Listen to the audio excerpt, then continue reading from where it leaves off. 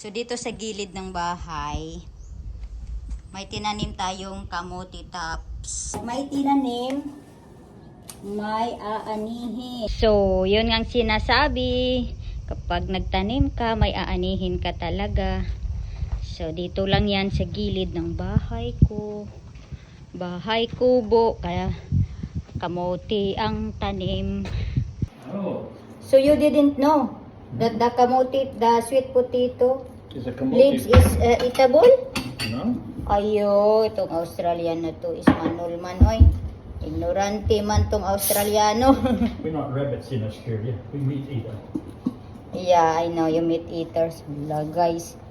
He asked me if what is this. He doesn't know that it is sweet potato that he Are you sure didn't that's eat sweet yesterday. potato? Huh? Are you sure?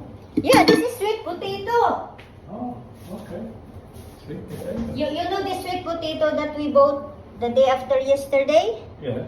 Yeah, this is his vine. This is the vines Oh. of the So they should be sweet, sweet potatoes. potato. Yeah, after I think 3 months, Oh. you can see a sweet potato underground. Oh. Underground. Oh, wow. You can see the sweet potato there after 3 months. After 3 months. Yeah, we're gonna harvest it. Oh. Ito na yung kamote top salad natin.